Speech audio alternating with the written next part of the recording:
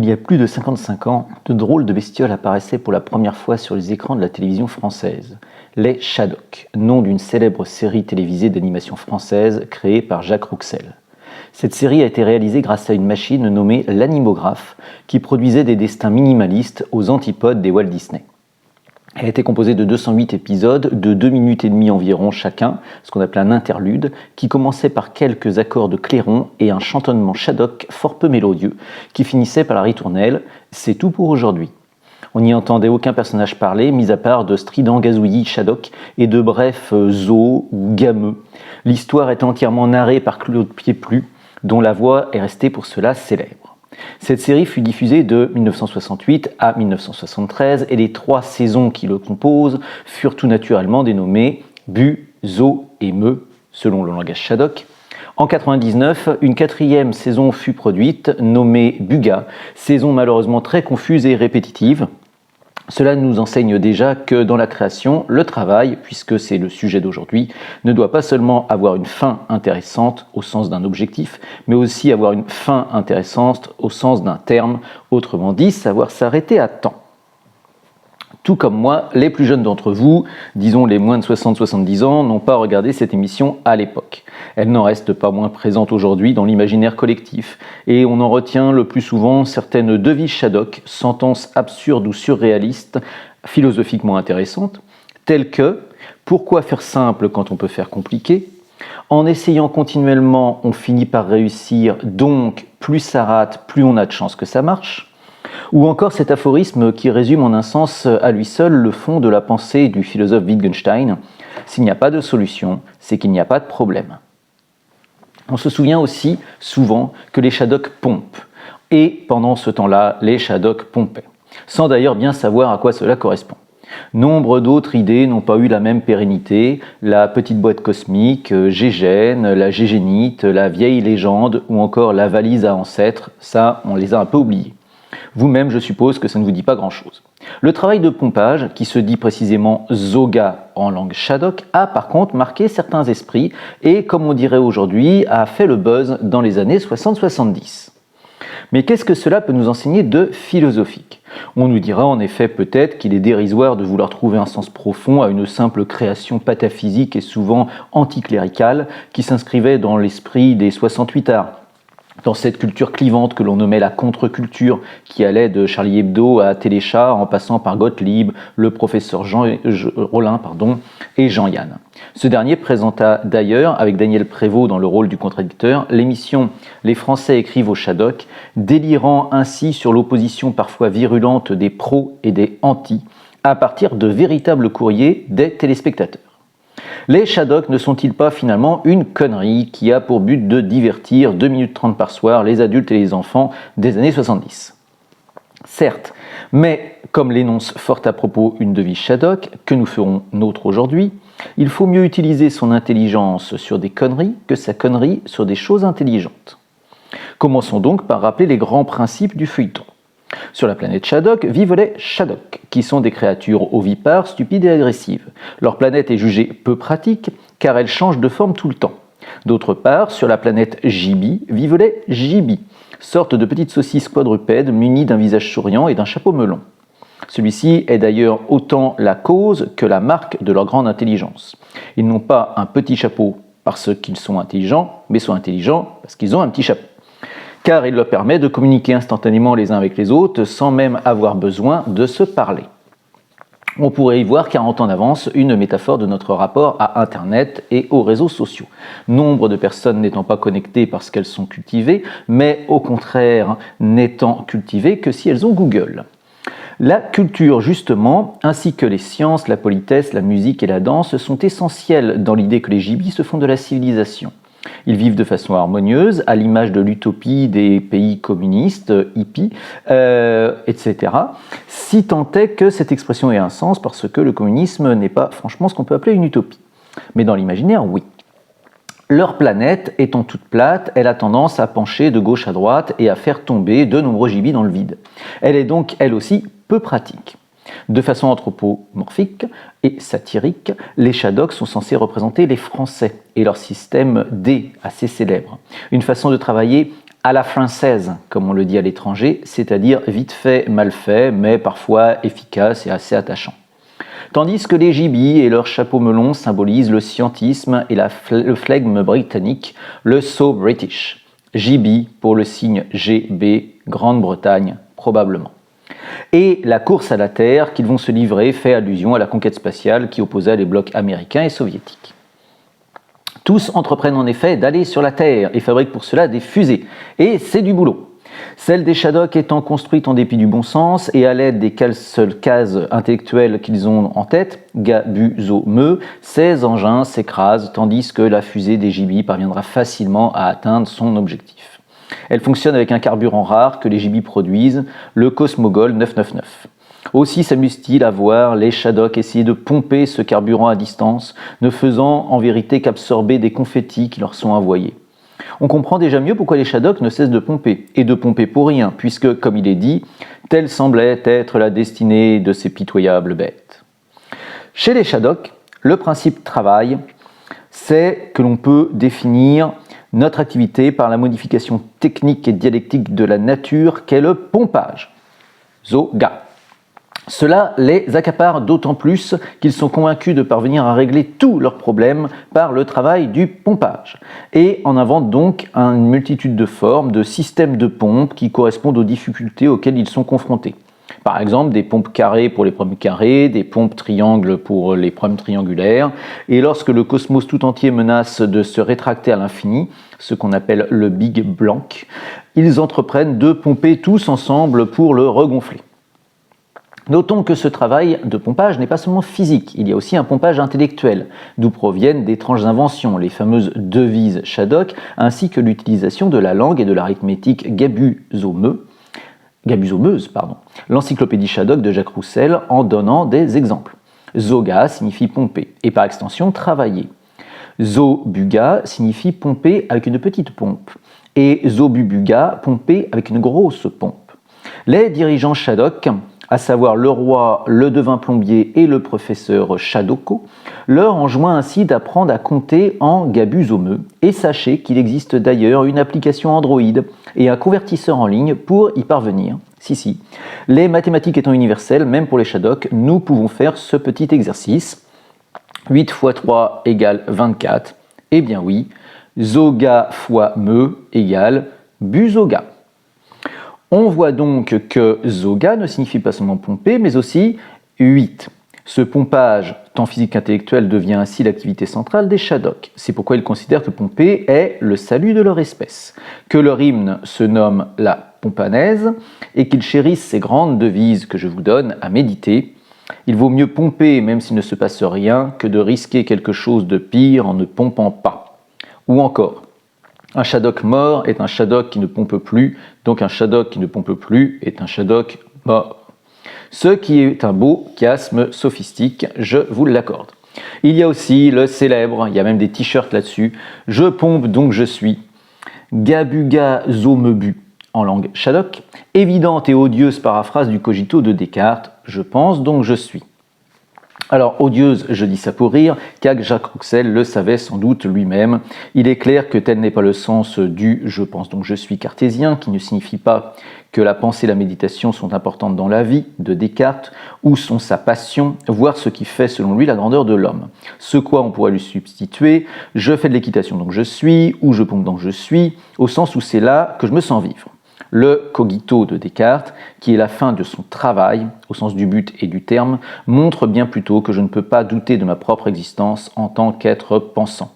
Et c'est pourquoi le cogito est une vérité indubitable et une découverte éminemment sérieuse en philosophie, et non pas une activité absurde et dérisoire comme l'est le pompage Shadok. Mais le pompage, s'il est essentiel et existentiel pour eux, n'est pas l'unique travail de ces bêtes. Nous pouvons en relever 3 autres qui sont intimement liés entre eux. Le rangement, la conquête et le cassage. Je fais bref, le rangement est une autre tâche absurde que les Shadok se donnent, c'est modifier la terre sur laquelle ils viennent d'arriver, car ils ne la trouvent pas rangée de façon correcte, en mettant chaque chose à sa place, les arbres, les océans, etc. Mais ce projet colossal de rangement planétaire étant voué à l'échec, étant donné que leur logique est délirante et qu'ils ne peuvent pas maîtriser les éléments tous ensemble, évidemment, ça tourne au fiasco. La conquête est encore plus importante car elle est l'élément moteur de l'épopée Shadok. Elle peut être individuelle, comme dans le cas du marin Shadok, cet aventurier colérique et notoirement alcoolique auquel on doit l'adage « pour qu'il y ait le moins de mécontents possible, il faut toujours taper sur les mêmes ». Politiquement, c'est intéressant. Pour faire simple, disons que ce brave marin peut être dans deux états, ivre-mort ou ivre-vivant. Le second de ces deux états est fait pour se remettre du premier. Et dans ce cas, quand il est, comme il le dit, sous influence, il se voit comme un pirate, poète et un grand conquérant. Ainsi se lance-t-il dans une traversée en ligne droite de l'univers, puis dans une lutte contre des ennemis qu'il est malheureusement le seul à voir, vers midi, midi et demi, lorsqu'il est franchement beaucoup trop sous influence. Toutefois, la conquête Shadok est le plus souvent collective, tout comme les Gibis qui atteignent enfin la Terre, juste avant que leurs planètes respectives ne se dégénèrent. On pourrait penser que leur quête est donc arrivée à son terme, mais il n'en va pas des Shadok comme des hommes. Ils sont insatiables, veulent toujours plus ou autre chose. Comme le dit Schopenhauer dans Le Monde, comme volonté et comme représentation, un but atteint n'est jamais pour les humains que le point de départ d'un nouveau projet, et cela à l'infini.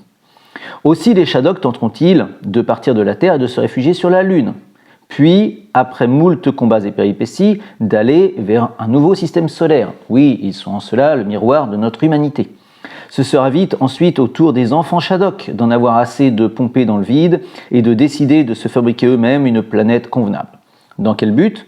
Pomper, bien sûr. Zoga. Et cela jusqu'à l'harassement, le burn-out, jusqu'à cet épuisement total que les Japonais appellent le karoshi. Littéralement, mort sur le travail. Mort par sur-travail. Bref, jusqu'au coup de pompe, si j'ose dire. En ce sens, ce ne sont peut-être pas tant les Français, dont on reproche assez souvent l'oisiveté, que les cultures asiatiques ou anglo-saxonnes plus libérales que représenteraient les Shadok. Dans des épisodes qui ne sont pas sans faire penser au travail de colonisation, les Gibis tenteront d'éduquer les Shadok et de leur faire comprendre que leur labeur n'est pas une fin mais un simple moyen, tandis que la culture et le plaisir raffiné sont le véritable but de l'existence. Mais peut-on rendre raisonnablement des êtres qui préfèrent pomper et développer de drôles de théories sur les passoires? Et peut-on vraiment rendre hédoniste ou dandy un Shadok? Toute la question est là, sont-ils simplement têtus mais éducables ou esclaves de leur propre nature? La politesse, la musique et les loisirs étant essentiels à l'idée Gibi de la civilisation, les Shadok sont alors contraints au loisir, qui devient paradoxalement pour eux un travail. Certains loisissent mieux que d'autres, et quelques-uns refusent même parfois de loisir. Avec un « e », ce mot étant employé comme un verbe. Ils préfèrent pomper, casser des cailloux, enfoncer des clous dans tout ce qu'ils trouvent, et doivent donc être surveillés et rééduqués afin de ne pas le faire en cachette. Mais outrés par la bêtise et la musique Shadok, qui s'avèrent incapables de loisirer correctement et de bien danser le menuet notamment, les Gibis abandonnent finalement cette tâche civilisatrice et les Shadok recommencent à pomper pour rien et à s'entretuer, ce qui semble d'ailleurs faire leur bonheur. Un bonheur toutefois précaire au regard du nombre de tunnels qu'ils creusent et qui menacent de détruire leur propre planète en la transformant peu à peu en un véritable gruyère. Telle est en effet la quatrième grande forme de travail Shadok, le cassage. Ils prennent des vacances de cassage dans des camps de vacances dans lesquels ils ne cessent de casser des cailloux et d'en recoller les morceaux éparpillés afin de pouvoir les recasser. Oui, là encore, on y voit évidemment une métaphore politique du goulag ou du bagne. Cette activité de joyeux bagnards et de destruction enthousiaste de cailloux et de leur planète tout entière pourrait représenter cette fuite en avant qu'est la course sans fin de nos sociétés modernes à la surproduction, à la surconsommation, au surarmement et à la croissance, cette divinité dont les capitalistes sont les dévots. Et on voit en cela que les Shadok sont peut-être un peu prophètes en leur pays, ou en tout cas sur leur planète, au regard du dérèglement et du réchauffement climatique, voire de la course au réarmement récent. Et si, comme le dit Pascal, la grandeur de l'homme est grande en ce qu'il se connaît misérable, pensez fragment 114-397, force est de constater que les Shadok, eux, redoublent leur misère en ignorant l'existence, n'ayant pas l'intelligence de voir leurs propres bêtises, n'ayant pas la lucidité d'accepter leur propre folie. Qu'il s'agisse de pompage, de rangement, de conquête ou de cassage, le travail Shadok a donc bien une fin, mais reste sans fin, et par là même insensé au deux sens du mot, sans direction et sans signification. Leur condition est tout aussi absurde que celle des Danaïdes qui, dans la mythologie grecque, furent condamnés à remplir indéfiniment un tonneau percé. Cette célèbre allégorie fait d'ailleurs écho à l'étymologie même du mot travail, tripalium, instrument de torture, ainsi qu'à son sens biblique qui en fait une punition divine. Il semble donc que ces créatures soient, comme nous le sommes nous-mêmes, êtres humains, condamnés à pomper pour vivre et à vivre pour pomper, et à tenter de combler ainsi indéfiniment leurs besoins et leurs désirs, souvent en vain, sans autre but que de poursuivre ce pompage et ce cassage qui ne s'achèveront qu'à leur mort, à la fois en tant qu'individu et en tant qu'espèce. Au risque de surdéterminer ce que Jacques Rouxel voulait faire signifier à son œuvre, on remarquera d'ailleurs que ce pompage infini, Zoga, équivaut aussi, comme nous l'avons vu, au chiffre 8. Or, c'est là le seul chiffre avec le 0, qui représente le rien, à constituer une forme parfaitement close sur elle-même. Et c'est pourquoi cette boucle, qui est une sorte de bande de Mébius, symbolise précisément, si on la met à l'horizontale, l'infini. Soulignons enfin que les Shadocks, à cause de l'absurdité de leur travail, finissent plutôt mal. Désolé de vous spoiler ici, mais jugez plutôt. À la fin de la 3e saison, qui aurait dû être la dernière à mes yeux, une mystérieuse maladie rend les Gibis totalement fous et va les anéantir, ainsi que les Shadocks. Aussi décident-ils de réaliser tous ensemble un film sur leur propre aventure depuis leur origine, ce qui n'empêche pas évidemment la pandémie. Ce film, commence donc exactement comme le tout premier épisode, faisant de cette dernière scène une épanadiplose, puisque la fin de la série coïncide avec le début. Là encore, on retrouve la bande de Mébius. De même, au terme de la 4e saison, les Shadocks sont exterminés par la Bourgrinette, la mort promise, qui est une sorte de chevalier de l'Apocalypse.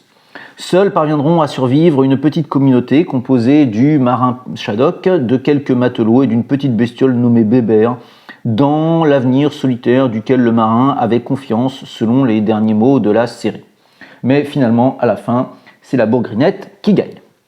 Dans les deux cas, le destin des Shadocks est donc bien sombre, ils sont exterminés et il est précisé qu'ils en sont responsables puisqu'ils ont, je cite, encore tout fait rater. Oui, là encore, c'est peut-être prophétique, on verra bien, il faudra me reposer la question dans 200 ans, savoir si nous avons eu une fin apocalyptique parce que nous n'avons pas respecté notre nature et la nature, ou s'il est au contraire dans notre nature d'être en contradiction toujours par notre travail avec la nature. En tout cas, telle est la fin du travail de Jacques Rouxel. Avouez que l'on est loin d'une happy end comme dans les Walt Disney.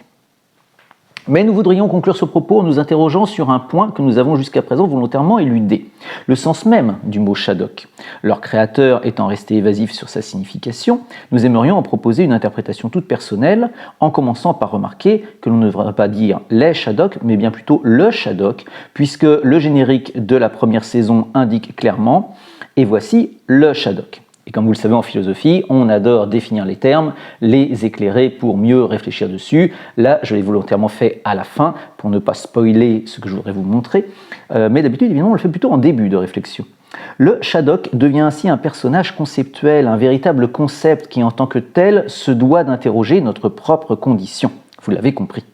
Or, ce qu'il met en question, c'est notre étrange incapacité humaine à vivre dans notre rapport au travail en harmonie avec notre semblable et avec notre planète. Au regard d'autres cultures auxquelles nous avons imposé notre modèle du labeur, celui-ci s'est révélé être une tâche infinie et qui peut s'avérer autodestructrice.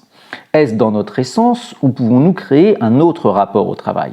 C'est cette tendance de l'homme à s'aliéner lui-même, sa folie et son côté sombre que ces petits monstres montrent, oui le mot monstre vient du mot montrer, et qu'ils tournent en dérision, ce pouvoir obscur de notre société moderne qu'ils mettent joyeusement en lumière. Le Shaddock et son pompage seraient ainsi une métaphore de notre absurdité face au travail et à notre avenir, la personnification de notre part d'ombre, Shaddock pour shadow, ombre peut-être. Ainsi, je clôt cette réflexion, puisque, selon la célèbre anaphore finale de ces épisodes, c'est tout pour aujourd'hui.